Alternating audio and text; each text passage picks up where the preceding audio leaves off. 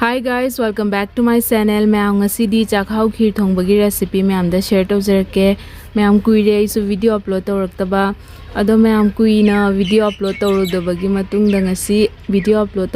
tawrakpase recipe se maam aina athumba thongbagi recipe oina maam da share tawjaninge. Kuiraba matungda ahanba thongbasidi athumba oina thongaga maam da ucharake. Ado maam kai kamai happa khotpa haibado maam loina ucharake. Aduga ngasigi Chak-Hao Kheer thongbada hapkadaba ingredients sing se siga loina leire ado mayam loina ucharake mathang ado mayam video se loina yengbiyo Kheer hobagi mai chukhotchare mayam aduga hojik siga ising kara hapani ising glass ani rom adumai tor hapani ado Kheer sumaina thongbase mayam achouba korfan haidora uyan haidora sumaina katang chawba patra da thongagadi ओटपा खोटपदसु मता चाय अदुना सुमाइना खतंग चावबा पात्र दोइना तौरगा थोंगजरे अदुगा होजिकसे आमूल से फजना सुमाइना इसिंग साइगी इसिंग glass अनिरोम साहनगिबदो इसिंग असाबसिना सुमाइना हापगा सिसे फजना सुमाइना mix तौरगा थम्मनी अदुगा इसिंग होरेन हापचरके ma'am मथंग लोइना उच्चरके अदो इसिंग असाबना सुमाइना तोखाइरगदी आमूल से matum ta na khona leibado leite aduduna smai to wase ising aing man tawradi matum smai na tabagi chance lei aduna ising asaba na tawradi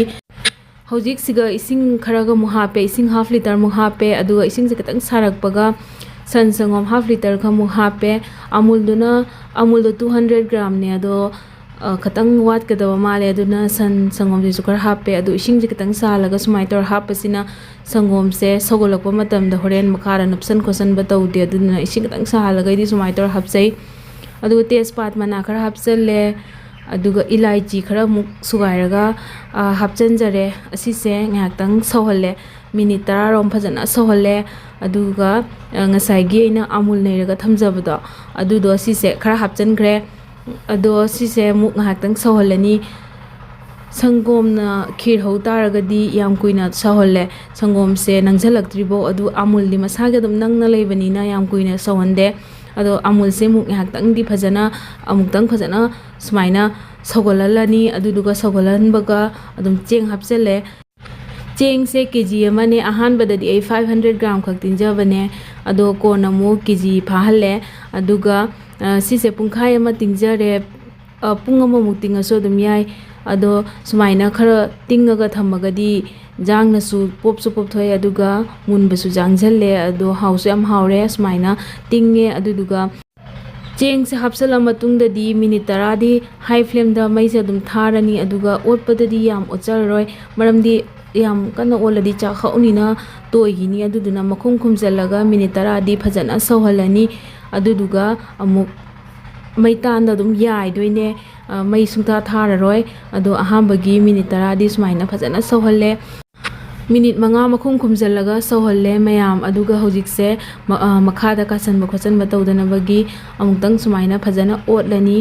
yam kanna otpasu yade Chak-Hao se toigini cheng jam nobani na aduduna asise makhada ka sandana bagi tapna tawraga otchare aduga mai se minute manga amga ka thagini high flame da aduga mai se muthalani aduga adum maitanda yairani ado Chak-Hao sumaina Kheer hobase aigidi mahi se langinge adum yai maramdi Chak-Hao se popthoraga yamsu yam thore e aduga mahi jam changna kangjalle aduduna sise mahi ji yaminge adum yai aduga extra so dum hapna bagi thamme kangjalaga hapna bagi kaisu petpa kaisu tawroi mahi se kangjaninge adum hape yai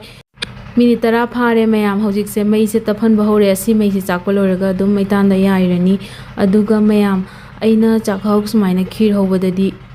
isingi sangom gi haba chang ama leite hekta kangbu kangjaladi ising da sahalaga sangom nairaga hekta hapchale ado ahambadagi dum nairaga sum thongakpanina kyam changdoino khangbanina aduna extra dum ising se sangom dum nairaga thamme amul na tawbasina di yam haure amul se nangbanina aduna haure sangom na tawbadagi di ko sangom tawraga na sangom khara yam tawraga thongaga di haure aduga hojik se dry fruits sing se hapchalle minute 30 muk saujale aduduna hojik ising asaba khara hape ngasai gido sangom se ꯑꯁꯤꯁꯦ ꯈꯔ ꯑꯗꯨꯝ ꯊꯥꯅ ꯂꯩꯕꯅꯤꯅ ꯁꯪꯒꯣꯝꯁꯦ ꯑꯗꯨꯗꯨꯅ ꯏꯁꯤꯡ ꯈꯔ ꯑꯃꯨꯛ ꯍꯥꯞꯆꯜꯂꯦ ꯑꯗꯨꯒ ꯁꯤꯒ ꯏꯁꯤꯡꯁꯦ ꯍꯥꯞꯆꯜꯂꯅꯤ ꯀꯪꯁꯤꯜꯂꯛꯑꯕꯅꯤꯅ ꯑꯗꯨꯅꯦ ꯃꯌꯥꯝ ꯁꯪꯒꯣꯝ ꯏꯁꯤꯡ ꯀꯌꯥꯝ ꯍꯥꯞꯀꯗꯕꯅꯣ ꯍꯥꯏꯕ ꯑꯃ ꯂꯩꯇꯦ ꯃꯌꯥꯝ ꯃꯍꯤ ꯈꯔ ꯑꯗꯨꯝ ꯂꯥꯡꯉꯁꯨ ꯀꯩꯁꯨ ꯀꯥꯏꯗꯦ ꯊꯥꯡꯗꯔꯒ ꯁꯪꯒꯣꯝ ꯈꯤꯔꯁꯤꯗꯤ ꯏꯪꯉꯒ ꯑꯃꯨꯛ ꯍꯦꯟꯅ ꯐꯛꯆꯜꯂꯛꯄꯅꯦ ꯑꯗꯨꯗꯨꯅ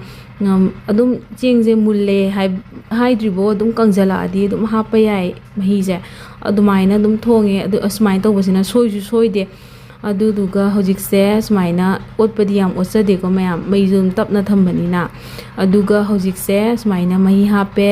ꯑꯗꯨꯗꯨꯒ ꯆꯦꯡꯁꯦ ꯃꯨꯟꯗ꯭ꯔꯤꯐꯥꯎꯗꯤ ꯁꯨꯃꯥꯏꯅ ꯈꯤꯇꯪ ꯃꯍꯤꯁꯦ ꯁꯧꯍꯟꯅ ꯑꯗꯨꯝ ꯈꯔ ꯈꯔ ꯃꯩꯁꯦ ꯇꯞꯅ ꯊꯥꯔꯒ ꯁꯨꯃꯥꯏꯅ ꯁꯧꯍꯜꯂꯅꯤ ꯑꯗꯨꯗꯨꯒ ꯆꯦꯡ ꯃꯨꯟꯕ ꯐꯥꯎꯗꯤ ꯉꯥꯏꯔꯅꯤ ꯆꯦꯡ ꯃꯨꯟꯗ꯭ꯔꯤꯉꯩꯗꯗꯤ ꯃꯌꯥꯝ ꯆꯤꯅꯤ ꯍꯥꯞꯆꯟꯖꯔꯣꯏ ꯆꯤꯅꯤꯁꯤꯗꯤ ꯆꯦꯡ ꯃꯨꯜꯂꯒ ꯍꯥꯞꯀꯅꯤ ꯆꯦꯡ ꯃꯨꯟꯗ꯭ꯔꯤꯉꯩꯗ ꯆꯤꯅꯤ ꯍꯥꯞꯆꯜꯂꯒꯗꯤ ꯆꯥꯛꯍꯥꯎꯁꯦ ꯆꯦꯡ ꯆꯪꯒꯅꯤ ꯑꯗꯨꯗꯨ ꯍꯧꯖꯤꯛꯁꯦ ꯁꯨꯃꯥꯏꯅ ꯈꯨꯝꯖꯤꯜꯂꯒ ꯁꯨꯃꯥꯏꯅ ꯌꯥꯏꯔꯒ ꯊꯝꯃꯦ ꯃꯤꯅꯤꯠ 15 ꯁꯨꯃꯥꯏꯅ ꯉꯁꯥꯏꯒ ꯄꯨꯂꯞ ꯃꯤꯅꯤꯠ 15 ꯊꯝꯃꯦ ꯑꯗꯨꯒ ꯁꯨꯃꯥꯏꯅ ꯑꯣꯏꯔꯦ ꯑꯗꯣ ꯆꯦꯡꯁꯦ ꯃꯨꯜꯂꯕꯅ ꯐꯖꯅ ꯆꯥꯛ ꯑꯣꯜꯂꯕ ꯍꯥꯏꯅ ꯈꯤꯇꯪ ꯑꯩ ꯆꯦꯛ ꯇꯧꯔꯒ ꯌꯦꯡꯖꯒꯦ ꯃꯌꯥꯝ ꯃꯤꯅꯤꯠ 15ꯗꯗꯤ ꯃꯨꯟꯐꯝ ꯑꯗꯨꯝ ꯊꯣꯛꯑꯦ ꯆꯥꯛꯍꯥꯎꯁꯦ ꯇꯤꯡꯕꯒꯤ ꯃꯇꯨꯡꯏꯟꯅ ꯑꯗꯣ ꯃꯤꯅꯤꯠ 15ꯗ ꯐꯖꯅ ꯁꯨꯃꯥꯏꯅ ꯆꯥꯛꯍꯥꯎꯁꯦ ꯆꯥꯛ ꯐꯖꯅ ꯑꯣꯜꯂꯦ ꯑꯗꯣ ꯍꯧꯖꯤꯛꯁꯦ ꯆꯤꯅꯤ ꯍꯥꯞꯄ ꯌꯥꯔꯦ ꯆꯤꯅꯤꯁꯤꯗꯤ ꯃꯌꯥꯝꯒꯤ ꯊꯨꯝꯕ ꯄꯥꯝꯕ ꯆꯥꯡꯗ ꯍꯥꯞꯄꯤꯌꯣ ꯑꯩꯗꯤ ꯀꯌꯥ ꯊꯨꯝꯕ ꯆꯥꯡꯁꯦ ꯄꯥꯝꯖꯗꯦ ꯑꯗꯨꯗꯨꯅ ꯀꯦꯖꯤ ꯑꯃꯒꯤ ꯁꯨꯃꯥꯏꯅ ꯑꯩꯅ ꯑꯗꯨꯝ ꯅꯝꯒꯗꯕ ꯆꯥꯡꯗꯣ ꯑꯗꯣ ꯁꯨꯃꯥꯏꯅ ꯌꯦꯡꯉꯒ ꯍꯥꯞꯆꯟꯖꯔꯦ ꯆꯤꯅꯤ ꯍꯥꯞꯄ ꯃꯇꯨꯡꯗ ꯃꯦꯜ ꯇꯣꯏꯊꯔꯒ ꯃꯍꯤꯁꯨ ꯑꯗꯨꯝ ꯈꯔ ꯊꯣꯛꯂꯛꯀꯅꯤ ꯑꯗꯨꯗꯨꯅ ꯁꯤꯁꯦ ꯈꯤꯇꯪ ꯀꯪꯁꯤꯟꯕ ꯃꯥꯜꯂꯒꯁꯨ ꯃꯌꯥꯝ ꯍꯧꯖꯤꯛ ꯆꯤꯅꯤꯁꯦ ꯍꯥꯞꯄꯒ ꯃꯈꯨꯝ ꯈꯨꯝꯖꯤꯜꯂꯒ ꯃꯤꯅꯤꯠ 5ꯃꯨꯛ ꯊꯝꯃꯗꯤ ꯑꯗꯨꯝ ꯁꯤꯁꯦ ꯃꯍꯤ ꯊꯣꯛꯂꯛꯀꯅꯤ ꯑꯗꯨꯒ ꯀꯅꯥꯒꯨꯝꯕꯅ ꯀꯩꯒꯨꯝꯕ ꯃꯍꯤꯁꯦ ꯂꯤꯛꯑꯦ ꯍꯥꯏꯅ ꯈꯟꯕꯤꯔꯒꯗꯤ ꯁꯪꯒꯣꯝ ꯉꯁꯥꯏꯒꯤ ꯑꯩꯅ ꯍꯥꯏꯖꯕꯗꯣ ꯏꯁꯤꯡ ꯁꯥꯍꯜꯂꯅꯤ ꯏꯁꯤꯡ ꯁꯥꯍꯜꯂꯒ ꯁꯪꯒꯣꯝ ꯂꯩꯔꯒ ꯑꯗꯨꯝ ꯍꯥꯞꯄꯤꯔꯣ ꯑꯗꯨꯒ ꯀꯅꯥꯒꯨꯝꯕꯅꯁꯨ ꯃꯍꯤꯁꯦ ꯑꯗꯨꯝ ꯈꯤꯇꯪ ꯂꯥꯡꯇꯛ ꯇꯧꯔꯒ ꯆꯥꯕ ꯄꯥꯝꯃꯤꯅꯦ ꯑꯗꯨꯒ ꯁꯤꯁꯤꯅ ꯆꯥꯅꯕ ꯀꯔꯄꯨꯔꯅꯦ ꯀꯔꯄꯨꯔꯁꯦ ꯁꯨꯃꯥꯏꯅ ꯁꯨꯒꯥꯏꯔꯅꯤ ꯑꯗꯨꯒ ꯍꯥꯞꯄꯦ ꯁ꯭ꯃꯦꯜꯁꯦ ꯄꯥꯝꯕꯤꯗꯕ ꯂꯩꯔꯒꯗꯤ ꯑꯗꯨ ꯍꯥꯞꯄꯤꯔꯨꯅꯨ ꯑꯗꯣ ꯈꯤꯔ ꯍꯧꯕꯗꯗꯤ ꯁꯨꯃꯥꯏꯅ ꯀꯔꯄꯨꯔ ꯈꯤꯇꯪ ꯍꯥꯞꯄꯁꯦ ꯍꯥꯎꯔꯦ ꯃꯥꯒꯤ ꯐ꯭ꯂꯦꯚꯔꯁꯦ ꯍꯧꯖꯤꯛꯁꯦ ꯈꯖꯨꯔ ꯈꯤꯇꯪ ꯁꯨꯃꯥꯏꯅ ꯊꯨꯒꯥꯏꯔꯒ ꯍꯥꯞꯆꯟꯖꯔꯒꯦ ꯍꯥꯞꯇ꯭ꯔꯁꯨ ꯀꯩꯁꯨ ꯀꯥꯏꯗꯦ ꯗ꯭ꯔꯥꯏ ꯐ꯭ꯔꯨꯏꯠꯁꯅꯤ ꯃꯌꯥꯝꯅ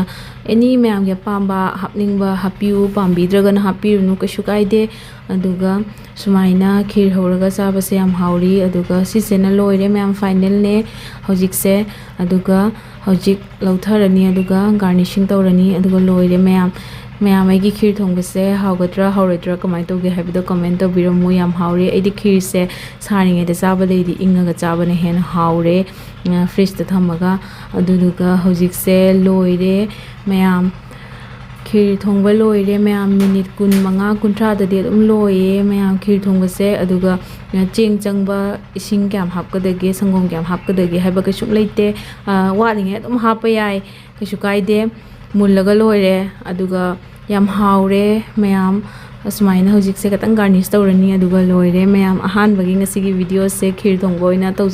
tawzare mayam mathang dasu mayam na kai kai pambige haibdo comment ta ibiramo ai shoidana tawzarake mayam ge pamba aduga ai gi video se pambiragadi like share subscribe comment tawbiramo aduga mathang da kai kai video thanga charoge haibdo soidana haibiramo thank you for watching